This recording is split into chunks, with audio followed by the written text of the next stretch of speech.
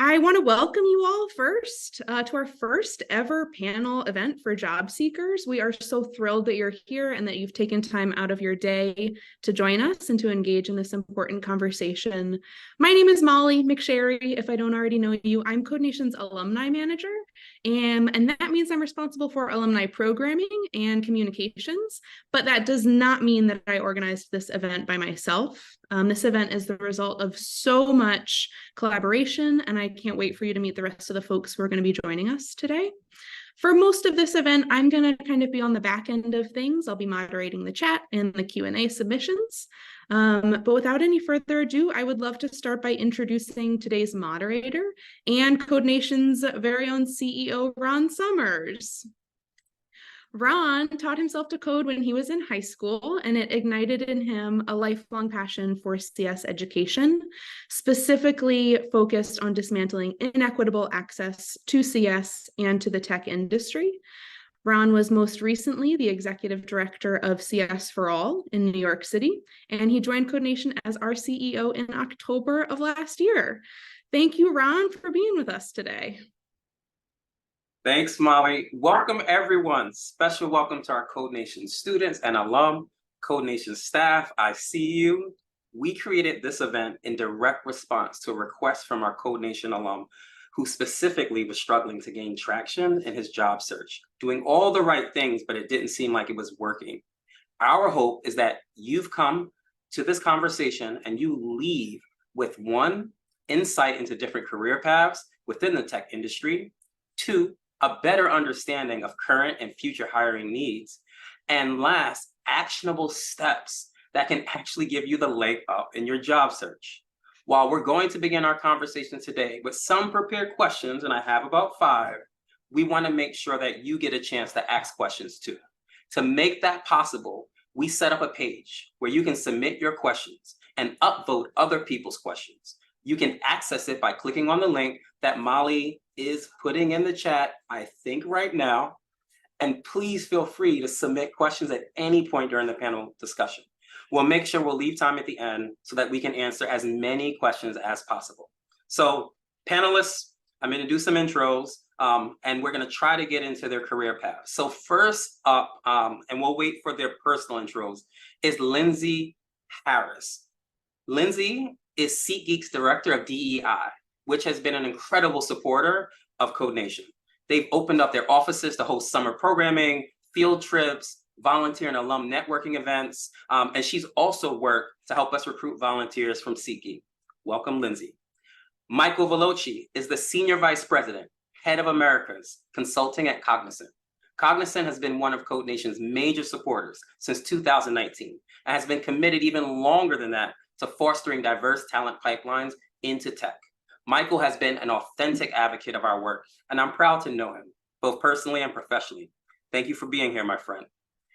Rachel Francois is Google's Global Educator Partnerships Program Manager, and she frequently works with early career professionals who are making their way into tech.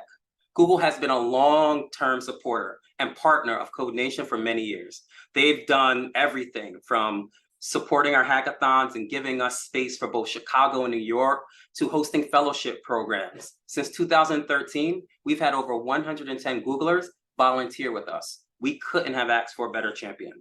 And Eric Bold is manager of tech and ops recruiting at Basis Technologies. He has worked in recruiting for over 10 years.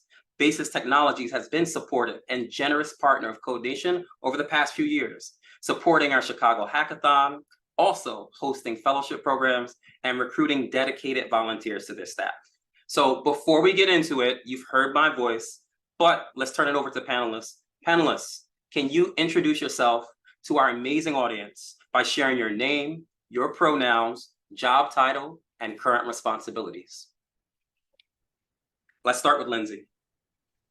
Yep, happy to kick us off. Thanks for having me today. And hi, everyone. So I'm Lindsay Harris. My pronouns are she and her. Like Ron said, I am our director of DE&I, or Diversity, Equity, and Inclusion at SeatGeek. I have been here just a little over a year and a half. I spent the first 12 years of my career in tech consulting at one of the big consulting firms, Accenture. So lots of kind of varied experiences. But I moved over to have a better role and better work-life balance in HR. Right now, my current responsibilities are really just setting our DEI strategy for SeatGeek. This is a first of its kind position here. So the company itself is still growing. We aren't a public company yet. So we really are trying to get kind of our ducks in a row to go public at some point in the near future. But in terms of DEI, I'm setting our robust strategy. We set up ERGs, or employee resource groups, to kind of help support some of our marginalized communities within SeatGeek. And I also work with a lot of our exec team or C-suite members to infuse DEI in things like our sales pitches. And when we go out to different partners, making sure that they are also partnering with us on different DEI objectives and helping us meet some of our goals. So that's a little bit about me. Happy to answer any other questions about that later on. We'll pass the mic to Michael. Michael Voloki, and it's fantastic to be here. And Ron, same. Love getting to know you and Code Nation. So Senior Vice President of Cognizant Consulting, and that is the business and technology consulting that sits as a smallish group within a larger technology firm, Cognizant Technology. So I've been there about 3.5 years and spent time at some of your competitors, Lindsay, IBM Consulting and PwC over the years.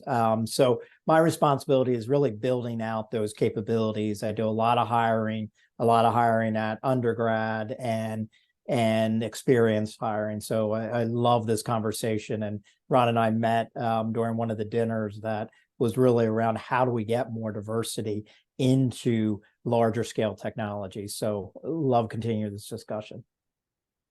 Thanks, Michael. And Rachel, do you want to go next? And then we close up with you, Eric? Yeah, happy to. Hi, everyone. Thanks for having me. I'm Rachel Francois. I'm based in New York City. I am at Google as a global program manager for Google Developer Student Clubs. I've been in my role for 10 months, so just shy of a year.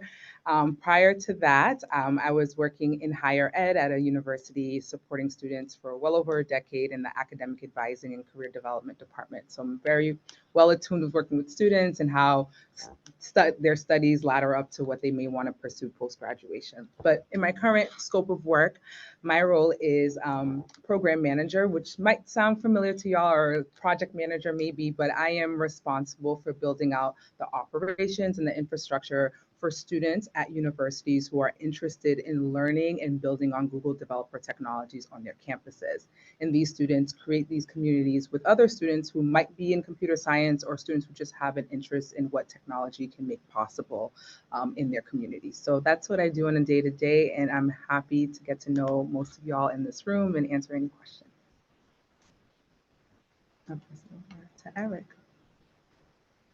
Last but not least, I'm Eric Bull. I'm the manager of tech and ops recruiting for Basis Technologies. My pronouns are he and him, and God, what do? I help companies grow their culture, to keep it as simple as possible. I helped Basis go from 400 people over 1,000 in the last couple of years. Before that, I was helping hypergrowth startups all over San Francisco, mostly, also Argentina, going from 1 employee to 100 employees in a matter of months. So I have a really good understanding of how to build teams, not only with a skill set, but also, with a culture that's sustainable. And I've been Basis 4.5 years. Wow, time flies. Looking forward to chatting with this panel today.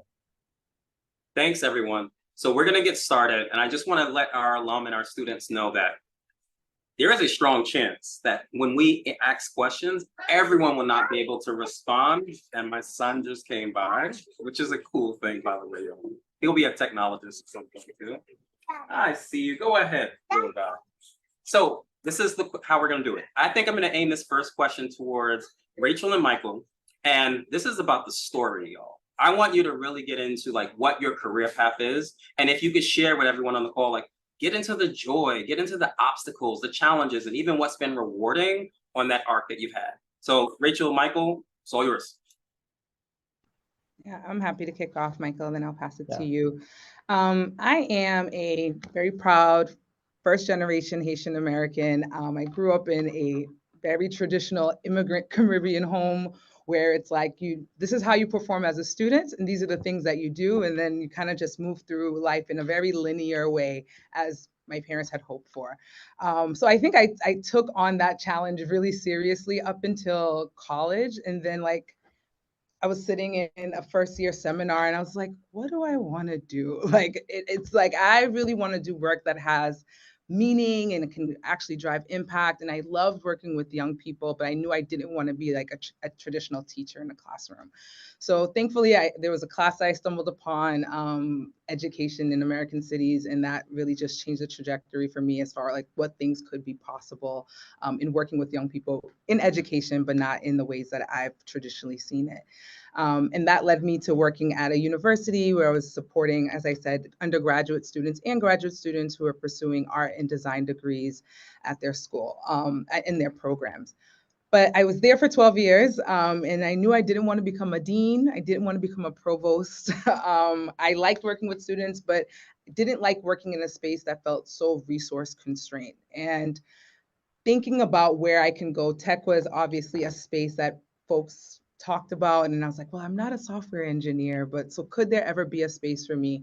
And a friend who was working at Google was like, actually, we do a lot of other things here that are non-technical that help support meet the business goals of this company.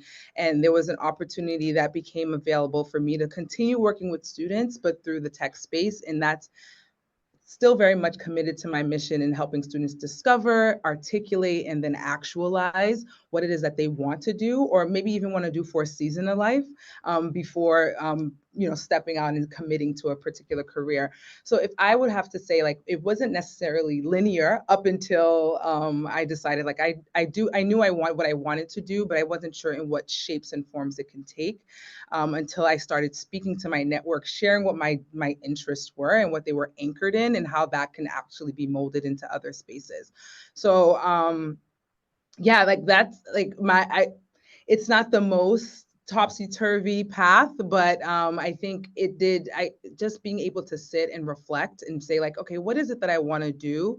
What is it? Where are the people in my network already plugged in that I can already start to have these conversations about what my experience that are transferable that might open up some opportunities for myself in other domains that may not have been explicitly clear as the next logical step for me.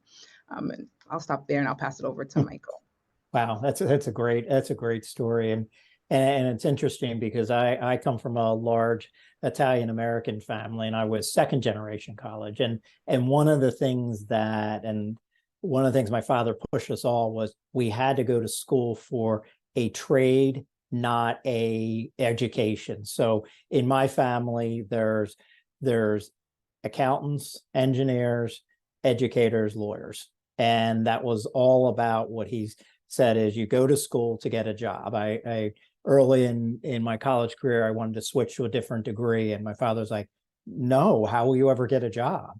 And so but what's exciting is that basis of accounting actually brought me through a little bit of a journey that kind of took twists and turns throughout my career. Frankly, I wasn't that great of an accountant when I look back on it.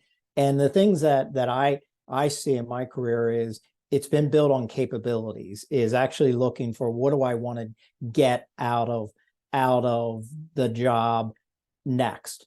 I also believe, Rachel, exactly what you said is having a purpose was really important to me. It's one of the reasons I've stayed in consulting is we help people and help clients through things. So it was building that capability versus looking for the next promotion and looking for the next level.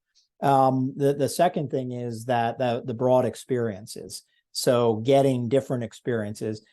I'm probably the least technical person in this entire room, but I got a lot of experiences when I joined IBM and learning about technology and just that thirst for learning. And I kind of built on that. And lastly, it was actually the journey kind of revealed itself. So when I look back, I don't think I ever really asked for a job. It was more of the job revealed itself to me as I went through. And I had a couple different like career choices on, I gave up a couple promotions to do something different. When I moved into consulting, I gave up a promotion on the accounting side because I wanted to do something that was more fulfilling than accounting. I moved to Cognizant because I saw the challenge and what I could do a little bit differently. So I will say series of building blocks versus a series of levels and ranks and all of that. And so before we move on, I think what Rachel and Michael said is pretty big, right? Rachel talked about purpose, right? Like she knew exactly what she wanted to do to a degree. Discovery happened, but also leaned on her network. Michael kept it pretty real that he needed to make sure it was something that had pay a bill in the future, and that's what his family set for him. So let's kind of get this to skills, because y'all are here because y'all want to make sure y'all have the best leg up to get the job or have the career. So I want to read some stats to y'all that I think will be important. The U.S. Bureau of Labor Statistics says that computer-related jobs are among the fastest growing and highest paying job categories in the world, where employment in computer and information technology occupations is projected to grow 15% between 2021 and 2031. These occupations are expected to add 600,000 plus new jobs over the decade. That's huge. So we got to think about what are the trends in technology and also the connection to your passion so that you can grab on to what gives you purpose and also pays you a really good salary. So I don't want to talk about AI necessarily or next gen software or Web3, but I have a question for you, Lindsay. How would you describe the current state of the tech industry from your lens? So it's a good question. I think if I were to think about use my DEI hat, right, I would say that the tech industry is probably, you kind of just mentioned some good stats, right? It's a very hot place to be, especially for folks who are Black and brown, right? We are still the minority in this space by a long shot, but I also think that provides a lot of opportunity for us to get a little bit creative with how we get into the tech industry, right? Like we were just talking about, you don't necessarily have to code or have to develop to be in the space.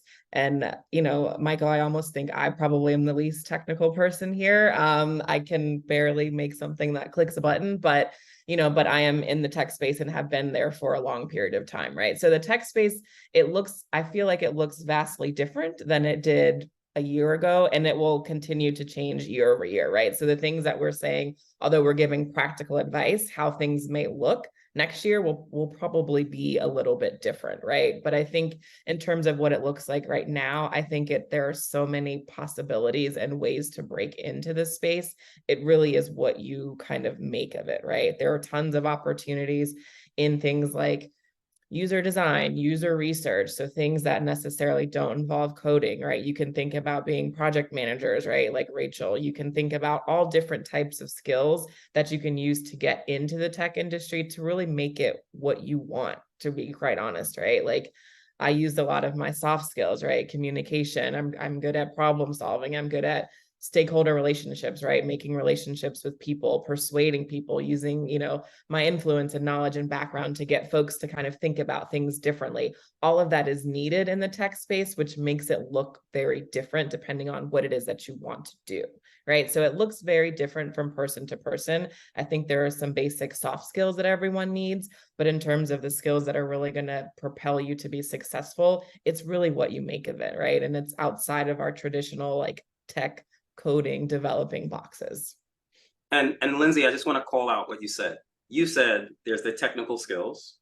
You said there's a combination of the soft skills, but there's a third that I really want y'all to think about, alums, which is just like that adaptive mindset, right? You can learn any language, any technical skill set, but the jobs of the future are going to require you to really be adaptive, right? It's not the code that's going to get you the job. It's your ability to be able to speak the code and learn the new language or whatever else is connected to it. So Eric, I think this is a great moment to jump on your experience. You said y'all went from 400 to 1,000 employees. So what do you think the future of hiring looks like?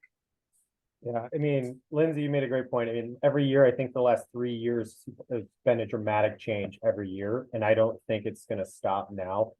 And kind of just to piggyback one last thing that, the soft skills, the coding skills, I think one thing too, moving forward to kind of connect the two, EQ, emotional intelligence, is going to be a Yes. huge piece that's coming into um, our hiring process. We already indirectly do it through some of our internal ways we interview, without even calling it emotional intelligence, but it already is there, but now it's becoming far more prominent. So that's something to consider. It's what I always say, 1 + 1 = 2. We know that, but if you know why 1 + 1 = 2, that's the differentiator that a lot of people want to, that's what they want to hire for. So understanding the why, not just the answer. Kind of directly to answer your question, though, I think it's two-sided and I didn't know which way to really go. So correct me or reel me in if I'm going too far down a rabbit hole, but the future of work is really going to change. Let's compare almost year to year here. The last 18 months, companies hired for the sake to hire and then would back in and let's make up for it. And unfortunately, some companies just directly went into the layoff route, unfortunately. And then now some are like, all right, we've got our 1,000 employees. How can we utilize them best before we continue to grow? So one big thing I've seen a massive trend is the upskilling and the internal transfer, the internal career change. And that is going to be, the market is so incredibly tough to hire for. How do we take our current resources and either transition them or adapt them, to your point, Ron, into a skill that does work for us, but it'll still leveraging that internal knowledge they already have about the product, our philosophies, etc. Or there's even a level of loyalty is a total career change. You're going from marketing. I did go to a boot camp and now I want to go into tech. Well, great. A company that's going to invest in you and going from marketing and going into a coding team within the same company is huge. And I think that's a huge part. If you're interviewing with a company, what are they doing around those things? Because I think that'll speak leaps and bounds to your longevity and your loyalty within that company itself of career potential, especially as an early in the career. I'm going in and thinking I want to be a software engineer. I end up wanting to be a technical product manager. I want to be a data analyst. Is that company going to help guide you there internally? Awesome. That is somewhere I know as of today, I would want to be there. The flip side of that question, Ron, I kind of could have gone down to where is the tech niche going? I'm going to just say the word AI without going down that rabbit hole, but there is going to be things around that. Obviously, we can't avoid it. It's going to happen. But the other side of it that I think is not getting enough conversation is the hardware side of it. Let's talk robotics and automation. That requires a lot of coding, a lot of technical skills, and there is nowhere near enough of it, whether it's automating an Amazon warehouse, car manufacturing, or automating a McDonald's. There is going to create new jobs that don't even exist today because of things like that. And if you're on the early side of adapting those skills, you're going to leap and bound your career faster than anywhere else right now. I wish I could go back and redo it, but 2020 hindsight, all of us. So I just expect everyone to kind of, in general, you're going to see a slowdown in the level of hiring and be more intentful about it. So you're just going to, later on, we'll talk about it, but how to stand out and really, how are you that person out of, that workforce that I should bring in? And so I hope y'all heard that, right? Like Lindsay and Eric really talked about, there's these two sets of jobs, right? Like the highly, highly technical, but then there are a ton of jobs that leverage the skills that you're getting here at Code Nation, or whether in college, that are connected to being a technologist. And I want to call out a couple so that you can write this down. McKinsey Technology put out a Trends Outlook report that recently just came out. And this is what they think the future of jobs are: applied AI, industrialized machine learning, generative AI, next-gen software, trust architecture and digital identity, advanced connectivity. So thinking about the next level of broadband, renewable energy and manufacturing up there, and biometrics and cloud computing. So these are things that you could think about. You're not necessarily trying to be that specifically, but you're gathering the sets of skills that help you get towards whatever your passion is. And again, it does not have to be at Google, sorry, Rachel, but somewhere else. So let's go a little bit further, and let's talk about this idea of how do you get yourself ready? And I think we have to be kind of real here, which is our students who come to our services and work with Code Nation, 77% of them are Black or Latine. 43% of them identify as women. And that doesn't match up with less than 15% of the tech workforce identifying as Black or Latine. Doesn't match up with only 26% of tech workers identifying as women. So this game isn't necessarily fairly set up. And while we're navigating and fixing it and advocating for the policies and the recruiting that we need in place, y'all still got to stand out. So I'm going to aim this towards Eric, back to you because of recruiting, and Michael, because you do such a large lens globally. What do you recommend a job seeker do to make themselves stand out from other applicants? How much time do we have again? We could go all day, but I think Molly is going to shut us down at a certain point. So look, I really wanted to do was get away from some of the more stereotypical ones and not dive too deep. You know, customize your resume, cover letters, stuff like that. You can Google it, you'll find all that. Plug for Google there for you, Rachel. Yeah. But a couple pieces that really personally stick out for me. We open entry-level roles. I'm not kidding. We get 700 to 1,000 resumes in a matter of 48 hours, 72 hours sometimes.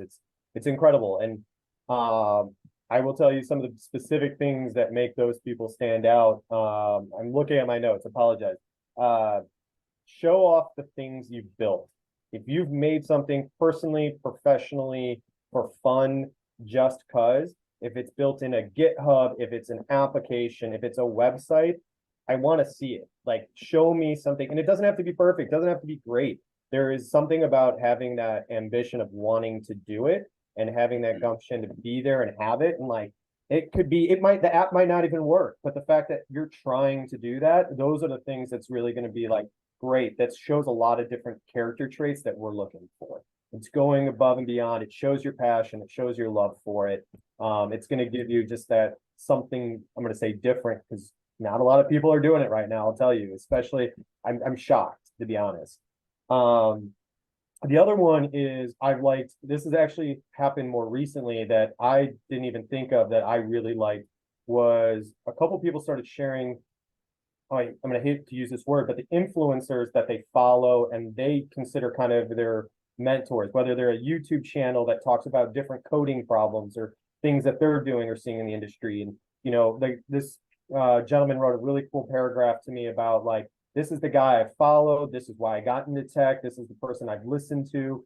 And I don't even want to call him like a mentor because obviously there's no personal interaction there, but just something that shows that, hey, you're reaching out again. You know, back in the day, it was like, what books did you read? And, you know, I'm going to chalk it up to probably a lot of people aren't in here reading coding books about C++ and mainframe, but, you know, who is your positive influence in your life? Like, I thought that was really cool. And I'm going to say authenticity. I know that's a very broad term, but I can tell you from whether a resume is super cookie cutter and generic to an interviewer who is trying to say what I think they want, they're saying what they think I want to hear. Say that 10 times fast. That is just gonna shoot yourself in the foot. Authenticity goes a long way, you know, and we're gonna fall on our face. It happens. I've made 2 career changes in my life, learning the hard way.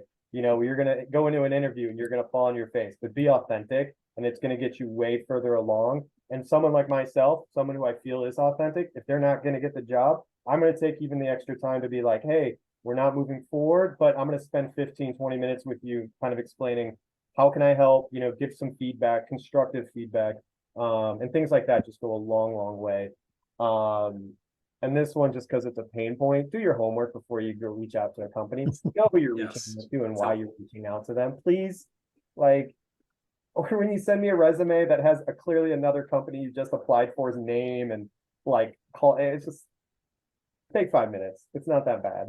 But yeah, I agree. And please do not use Chat GPT to write your resume for you or your cover letter. I thought we were going to talk about AI. Let's get to it. Michael, what are you thinking? Like, what would you, again, like recommend for someone to stand out from other applicants? And I was writing Eric's things down. So, So, but before I start there, I want to go back to one of your comments and introduce a concept that I keep using with my candidates and people moving up is T-shaped skills. So this notion of, well, I'm an expert in this, and let's face it, nobody's an expert in AI because it hasn't been around as long as we all say it is. So it is having that expertise and then having those T-shaped skills, I think, has done us all a good thing in our career. So thinking about that early in. So a couple things that I'll play off what Eric said, that authenticity is so important, is having a purpose and understanding, is this company a good fit for you?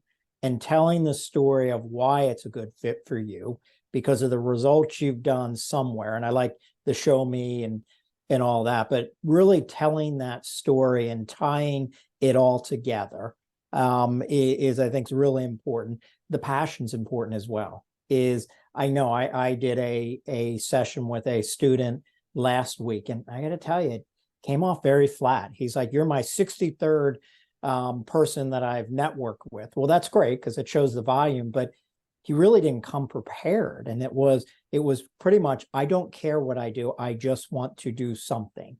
And yes, I get the job market's really tough right now, but don't go in. You've got to have that passion and tying the story together of why you bring something unique. I mean, I had an example some years ago interviewing with a company where I actually probably wasn't a good fit. And I went through 3 or 4 interviews. I got into the top 2 candidates. And it was funny, the chairman of this department, it's like, I don't think you truly fit in here. And it was true. I was trying to be something that I wasn't. So that, really bringing that story together in the communications, both written and oral, I just can't empathize enough on that. And you're right. I mean, the stories that you can tell within your resume, even though it's a 1-pager, it goes out. I mean, we do a lot of hiring and a lot of looking at, entry levels, and it will stand out, the results oriented things versus I did this, and this. So. Yeah, that's huge. And just one thing I want to say to our alums, right? Like, we're giving you the best advice possible to be able to stand out, but that does not mean that this ecosystem of how like folks hire, bias, right, in hiring, that doesn't cancel it out, right? And there's still a ton of work that we have to do to make that. And it's a 2-way street, right, y'all? Like, there's work happening on the K-12 side and the workforce development side, career readiness side, to like open these doors. And on the other side of that, we do have some corporate responsibility that has to step in. So please know that it's not solved. We acknowledged it, but we hope these are some tips that can help you for the future. Now, Lindsay, I'd love to get into a hindsight 2020 question, right? And I think this would be helpful because we've served over 8,000 students. And I think this is what students want to know. If you can look back at an early moment in your career, right? What do you wish you had known? A lot, but I think to simplify, I think the biggest thing that I wish I would have known is that it's okay to not have all the answers right away, right? Like, I was very much like, I know everything. I know all of these things. I know how to get all these jobs. I know all these skills. Like, I just knew everything. And in reality, I did not know much of anything at all. And I actually had a really good mentor on one of my first client sites. So it wasn't even the company I worked for. It was a client that I was working with. And she could just tell that I was just struggling, right? I was just trying to pull things out of thin air. I was trying to make things work. And I had no idea what I was doing, but I was so nervous to tell her, not that I don't know what I'm doing, but like, I just didn't have the answer at that time. And one day she just pulled me aside. It was after work. I think I was waiting for like the bus to take us back to the train. Like, I don't know, we weren't even in the office. And she was like, if you don't have the answer, like, it's okay. Like, we'll figure it out. And I was just like, it's not okay. Like, I have to know this. And she was like, no, you really don't need to know the answer. Like, we will figure it out. It will be fine, So I think for me, that was a huge takeaway of like, even now, right, I'm further on in my career. There are times where I don't have the answer to something, or I don't know it. And it's okay, right? It's okay to take a step back and be like, you know what? I don't have the answer right now, but I'll get it to you. Or I don't have this right now. Let me go ask somebody else who may have the answer, right? It's okay to not know an answer. It's not okay to just leave it, right? So you have to do the work to figure out the answer, but it's okay to tell someone you don't have it at that time. That was a huge learning point for me. And I think the other thing was, it's okay to try to, stretch yourself. And if something doesn't go right, that's also okay too, right? Like I like to be challenged in my roles and I like to stretch myself, but sometimes I stretch myself too much and I'm like, oh, I can't do that. Let me kind of rein it back in and get focused on the things and the projects that I need to work on and make sure that I'm telling someone, hey, I tried to do this. I thought it was really interesting, but I don't have the bandwidth, or I can't do this right now. I need to come back to it in a couple of months when I have a little bit more time or a little bit more brain power to think about something, or let me pull someone else in and we can try to trade off because I need to get back to whatever these other projects were that I have to get off my plate now. So I think it's always okay to reach for new assignments, reach for those stretch roles. You'll hear them, like if you're on a team, they want to stretch you, right? They want to see kind of how much more you can do. It's okay to take on those roles, but it's also okay to say, hey, this is actually out of my bandwidth, right? Nobody is going to punish you for trying to take on extra work that you can't do, right? It's not frowned upon, but it's better off to say, hey, I can't really do this than try to do it and then let everything drop, right? So it's that kind of prioritization. I guess that's the long way of saying that. It's okay to prioritize the things that are important to you and your job and let some of the other things you can push those to the back burner. It's okay to do that as well. Great segue, Lindsay. And so, Rachel, I would love you to answer the same question, but you're an educator at heart. It's part of your blood. Like, pretend you're talking to our alums right now, which you are. Like, just what advice would you give them for early in their career? I'm happy to answer the question. I want to double back to something that Lindsay said and Michael said. And something that you said, Ron. So first, when we were talking about like, yes, you can work for tech, but it doesn't have to be at Google. Like, it's very true. Like tech, I think has people used to think about it as a pigeonhole. And these were the 5 top companies that you could. Tech is the water we swim in, right? It's everywhere. It's at McDonald's, it's in the medical field. So there is a tech position in any of the spaces that you often frequent that you may not traditionally have thought so. So wanted to say that to your point, Ron, earlier. And then Michael, you had said something about your story. Like owning your story is so much a part of the process and helping you stand out. Eric as well.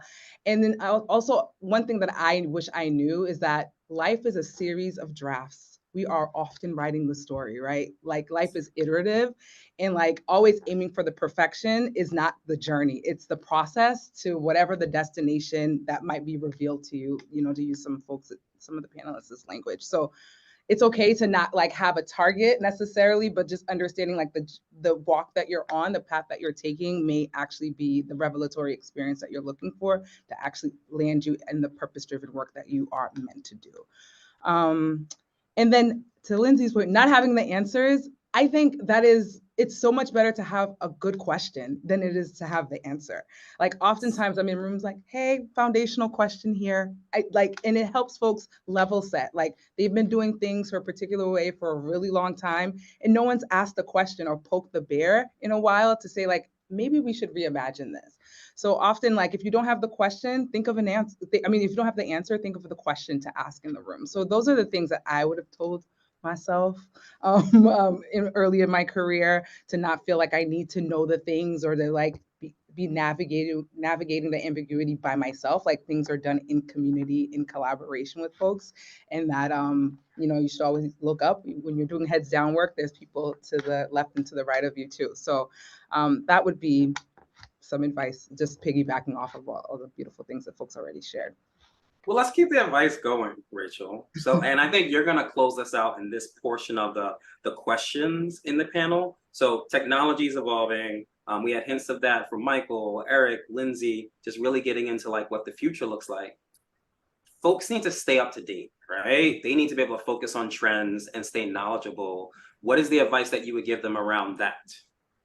Yes, I would say you want to learn the language in the field that you are hoping to immerse yourself in, right? You want to you may not be an expert, but you want to be familiar enough to be able to engage in the conversation. And the ways that you can do that is finding local communities that, associations and clubs that are actively talking about this work with other practitioners in the field, folks who are just generally interested in that. So I would say listening to podcasts, if you're a person that's like, I want to do this kind of self-study before I participate in a group, I might be a little bit introverted, reading articles. And the articles don't have to be academic pieces. You can go to wired.com and just see like what's a trending topic, or searching on Twitter or X as it's called now, right? And seeing like what's populating within some of the thought leaders in the space. So I would just try to stay clued in with some of the folks that they consider key opinion formers in this domain that you're looking to become a professional in, or just be able to have more practice around. And then also keep stock of what you're learning from those things, right? So it's like, if you are ever in a meeting or a conference with someone, it's like, that's that person. You can actually have something to talk about that would, entice further conversation. And this may be an entry point to a potential employment opportunity. So I would say reading articles, finding things that, again, it could be popular culture pieces that then lead to more in-depth, like technical pieces, joining clubs and communities, listening to podcasts, finding out what's trending, and just becoming familiar with the language and the hot topics of the moment. Y'all, remember, once you get the job, you got to keep the job. So remember, it is your responsibility to do exactly what Rachel said. Stay up to date, right? Find ways to learn what's happening. And I would even suggest try to see in the future as much as you can, right? Because your skill set, again, has to be adaptive. Yes, you have the core technical skills, and yes, you have the soft skills in place.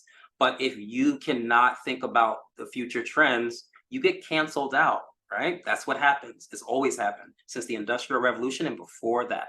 So I think we're going to segue at this point to the questions that are coming out of the Slido, which, by the way, I think is on fire. So let me check to see what questions we have. And it looks like we have the top two right now, and I'll read them out loud. And then I think I'm just going to target a couple of our panelists. Question one is, other than career fairs, how should I go into getting a job into tech? And question two, with the most upvotes, is, what are some good ways to find out which specific career path I should take if I have a general idea of what I want to do, but I don't know what specifically? So let's do question one, and I'll read it again. We'll go to Michael and Eric. And I think question two is Rachel and Lindsay. So Michael, Eric, other than career fairs, how should I, an alum, go about getting a job in tech? Yeah, I think that's a great question. And there's a couple things. Is one, it's the reading as well. Is staying up on current events and seeing who is hiring, who is building out. I mean, and it's easy because we have a Google right here. Is it's easy to say Google, but actually reading the different places, say, okay, what are the companies out there hiring? And don't forget, like, the mid-tier and the startups, and the way you get to them is, you start to see those companies. So that's one. Is two, networking. And this is talking to families and friends and different places to see who is out there hiring, who is hot topic. And also, if they're not hiring, still actually reaching out, because at one point everybody's going to be hiring at different components of it. But really knowing the industry and tying those together, I think, is an important piece, because there's companies out there that we don't even know about that are hiring, and getting to those are just so important. And Michael, before you jump in, Eric, you said large, mid-tier, and startup companies. Can you quickly just give our audience a definition of what those are, in case they don't know? Yeah, so large is Google, Microsoft, and all those. Mid-tier are the companies like Splunk and Palantir and things. And then you've got a bunch of startups out there that are doing some really great things. I'm trying to think some names of it, but you see those day in and day out, where it's 50, 100 people doing some really interesting things. And And I see those out on LinkedIn. I see those out in the press. You see different people talking about their different companies. So that's how I kind of categorize those. Thanks. I think it's helpful for the audience. Yeah. Eric, what do you think? Here, mute button. Cool. Let's get creative. So one of the other things I'll say, you know, on the flip side, career fairs are great, but you're going to do with a lot of recruiters. We've got a lot of opinions around us. So I would say attending an event that's targeted to your either technology space, your industry space, or your career space. Is it for product managers? Is it for Python developers? Is it for the ad tech industry? Attend those events. You'll tend to meet way more quality networking that's going to be way more directed to something relevant for what you're trying to get into or what you're trying to get involved with. And if whether that's leading into a job or a potential mentor that has even the long game there for you. But I think there's a lot of value there, especially as earlier in your career, because you're going to double dip. You're going to learn something new and you might get a job. I will say you won't get hounded by 100 different recruiters either. So it's a lot more calming, welcoming environment typically too. I will probably say that most of you, if you're applying or looking for jobs, it's probably like LinkedIn or like Indeed, your common ones. I'm going to give you a couple others that most people don't think of. Fairy Godboss is a great one. Hire Tech Ladies is another good one. And then Remote. Oh my God, I'm blanking the name of it. I'll chat it in a second. Thank you. And then one that's kind of more popular, it's coming around, is Built-in as well. And Built-in focuses a lot more on the smaller and mid-sized companies and do a great job of kind of leaning into what they're good at, those companies, and give you some insight profile there too. And I'll look up that Remote one for you guys. But those are some other job boards that are very underrated. They don't get, 1,000 applicants. I would definitely check those out. Once Eric puts that in the chat, copy, paste it, write it down. Don't lose it. Because remember, when you leave this Zoom, it's gone forever. All right. Question 2, aimed towards Rachel and Lindsay, is what are some of the good ways to find out which specific career path I should take if I have a general idea of what I want to do, but don't know specifically? I can start. I mean, this is very similar to my problem that I had once I graduated. I was like, I don't know what I want to do. I had a degree in business management because my parents told me that's what I should do. That's what I should do. So I did it. But, luckily Accenture came to my school a lot and I used my network to talk to the recruiter that was there like every week. And she, helped me get an internship. And then I was able to kind of roll that into a full-time opportunity. But for me, consulting was my way to have a job, even though I didn't know what I wanted to do. I just knew I needed to get a job because I wanted to make money. But consulting allowed me to go into basically every different field in the New York City area, right? I worked in finance. I worked with tech companies. I worked with like consumer goods companies like Johnson & Johnson. I worked with pharmaceutical companies, like any type of company, you name it, I probably worked with somebody in that space. And so that really allowed me to kind of tailor my job searches to figure out what my next project wanted to be. Even though I was still employed at my consulting company, I was able to really kind of pick and choose, hey, I really enjoyed working on this type of project. Let me go find other companies that are doing the same type of work. And you can kind of take that mindset outside of any consulting firm too, right? So it's kind of like, what Eric was just saying, finding something that you like, right? And then kind of following that path to help you kind of figure out where those or who those companies are that are hiring. So consulting, I think, is a great stepping stone into the business world. It can get you into the tech space as well, especially if you are into coding or developing. Consulting firms are called on every day to help tech companies get up and running. So that could be a great opportunity or a great outlet to explore, a way to kind of get in there. A lot of consultants, right, then jump ship and go to work for the companies that they consulted for. That's very common practice. So that's a good way. And that's kind of personally the way that I made kind of the switch into the tech space. So I always recommend to check out consulting as a great kind of stepping stone, especially for earlier career talent too, right? And a lot of tech or a lot of consulting firms are really kind of beefing up their tech kind of spaces as well. So I think consulting is always a great one to really think about, figuring out what it is that you want to do. If you know you want to do something, but you don't really know what, consulting is kind of a good way to get your kind of feet wet into that. Great advice. And that's a gem, Lindsay. Thank you. Consulting. Rachel, what are you thinking? Yeah, two things. Like hindsight 2020, if I'm currently doing like a value alignment exercise. It's like, what is it that I value? What is it that how do I like to spend my time? What zaps me of my energy? What gives me energy?